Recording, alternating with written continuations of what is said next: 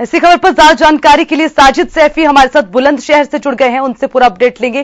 साजिद, आपसे जानना चाहेंगे, सर्दी का सितम जारी है, ठंड लगातार बढ़ रही है, किस तरह के हालात नजर आते हैं साजिद? देखिए, आपको बता दें कि अगर हम फिलहाल की बात करते हैं तो फिलहाल भी जो सूरज है वो बादलों के पीछे छुपा है। आसमान में कहीं ना कहीं बादल जो है वो मंडरा रहे हैं। ऐसे में अगर हम दिल्ली एनसीआर और उसके आसपास के क्षेत्रों की बात करते हैं तो लगातार जिस तरह से कई अलग अलग शहरों में शीत लहर देखने को मिल रही है, तो उससे जो सर्दी है उसका एहसास अपने आप में कहीं ना कहीं बढ़ जाता है। हालांकि कल अगर हम रविवार की बात करते हैं तो कहीं ना कहीं जो तापमान है, माफ कीजिएगा, उसमें बढ़ोतरी दर्ज की गई है, लेकिन मौसम विभाग का ऐसा पूर्वानुमान है कि अभी अगले सप्ताह तक लगातार जो तापमान है, न्यूनतम तापमान 5 डिग्री सेल्सियस तक बना रहेगा।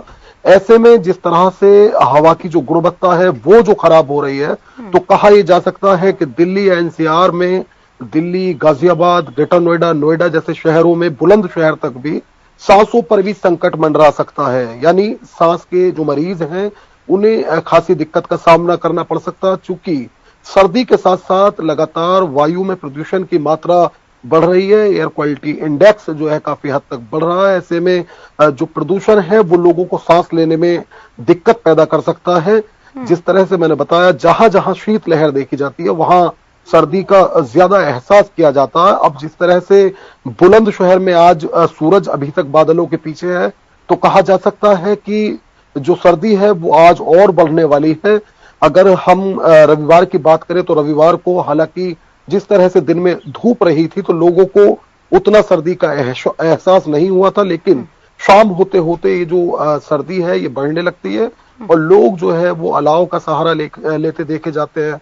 हिंदी खबर की ओर से ये भी बता दूं अर्चना कि एक रियलिटी चेक किया गया था, जिसमें हमने रात भर सड़कों पर रहकर न सिर्फ अपने दर्शकों को हालात दिखाए थे कि रात में किस तरह की तस्वीरें सामने आती है, बल्कि कई ऐसी चीजें हमारे कैमरे में कैद हुई जो कहीं ना कहीं जो पालिका प्रशासन है उस पर सवाल खड़े कर देती है। खुर्जा नगर का रियलिटी चेक किया गया, लोग बाहर सोने को मजबूर हैं। कई लोगों से बातचीत की गई, उनकी ओर से ऐसा दावा किया गया कि उनके पास कोई अधिकारी नहीं पहुंचा। कई ऐसे भी लोग मिले जो ये दावा करते हैं कि उनके पास कोई आइडेंटिटी कार्ड नहीं है, जिसके चलते वो रैन बसेरा नहीं जा पाते हैं। तो ये वो तमाम तस्वीरें हैं जिन्हें प्रशासन को देखने की जरूरत है और ऐसे लोगों को भी किसी सुरक्षित स्थान पर रखे जाने की जरूरत है। चूंकि रात में तापमान और गिर जाता है और जिस तरह से कोहरा भी रात में होता है, तो जो बाहर सोने वाले लोग हैं उन्हें किसी परेशानी का सामना न करना पड़े। तो जिला प्रशासन को इन सारी तस्वीरों पर भी ध्यान देने की अर्चना जरूरत है। लगातार जो साजिद, जिस तरह से पिछले दिनों देखा गया कि मुख्यमंत्री गोरखपुर पहुंचे थे, रेन बसेरों का उन्होंने निरीक्षण किया, वहां पर देखा गया तो पूरी व्यवस्थाएं चाक चौबंद थी। यानी कि ये माने कि सिर्फ दिखावे के लिए काम किए जाते हैं, जो निर्देश दिए जाते हैं, बाकी जो गांव पर उस पर लिपापोती का ही काम किया जा रहा है क्या सिर्फ?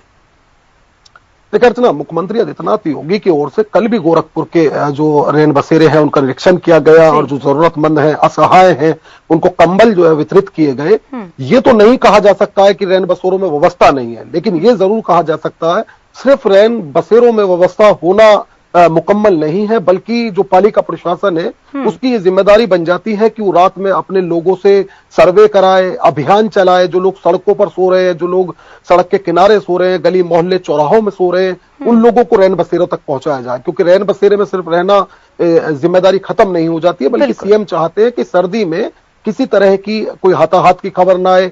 सीएम चाहते हैं कि जो असहाय हैं उन्हें रात में सर्दी जो है खुले आसमान के नीचे सर्दी की रात ना काटनी पड़े। तो ऐसे में पालिका प्रशासन और जिला प्रशासन की जिम्मेदारी होती है कि वो सड़क, मोहल्ले, चौराहों पर सर्वे कराकर रात में बाकायदा जागरूकता अभियान चलाकर ऐसे लोगों को रैन बसेरों तक पहुंचाए जो लोग असहाय हैं और उनके पास रहने की कोई जगह नहीं है, या फिर मुसाफिर अगर डिपो के आसपास में रुक जाते हैं, कोई वाहन नहीं आता है और रात उन्हें शहरों में काटनी पड़ जाती है किसी भी शहर में, तो जो पालिका प्रशासनिक अधिकारी रहे होंगे वो जाएं और जाके उन लोगों को रैन बसेरों तक पहुंचाए। तो अगर ये जिला प्रशासन इस तरह के कदम उठाता है तो जो सर्दी है, ये सर्दी का सितम है, ये असहायों को, जरूरतमंदों को और मजबूरों को या मुसाफिरों को सड़क पर रहकर नहीं काटना पड़ेगा। बिल्कुल साजिद, एक और चीज खास देखी जाती है, जब भी चाहे ठंड बढ़ गई, कोहरा बढ़ गया, AQI गिर गया, जाहिर सी बात है कि जो जनता है, जो लोग हैं, उन्हें भी समझने की जरूरत है कि हमें अपनी सावधानी के लिए, अपनी सुरक्षा के लिए खुद सतर्क होना होगा। लेकिन अब जिस तरह से विजिबिलिटी कम है साजिद, बावजूद उसके लोग घरों से बाहर निकलते हैं, तेज रफ्तार में वाहनों को सड़कों पर दौड़ाते हैं। क्या इस लापरवाही से बचने का कोई समाधान नहीं है? क्या लोग अपनी जिम्मेदारी खुद ले सकते हैं क्या? देखिए, हिंदी खबर लगातार अपने दर्शकों से ये अपील कर रहा है पिछले दिनों से, जैसे विजिबिलिटी कम हो रही है तो लोगों को अगर जरूरी काम हो तो ही घर से निकले, और ऐसे में वाहन चलाते वक्त तो बेहद सावधानी बरतने की जरूरत है, क्योंकि कोहरा है सड़कों पर और ऐसे में हादसों की खबर भी ज्यादा हो जाती है। लेकिन 2 जून की रोटी के लिए कई मजबूर लोगों को सुबह के वक्त घर से निकलना होता है। ऐसे लोगों से हिंदी खबर लगातार ये अपील कर ही रहा है कि आप ऐसे में सावधानी बरतें, और खासकर जब आप वाहन चला रहे हो मोबाइल का उपयोग ना करें, और अगर फॉगलाइट आपके वाहन में है तो उसका भी इस्तेमाल करें।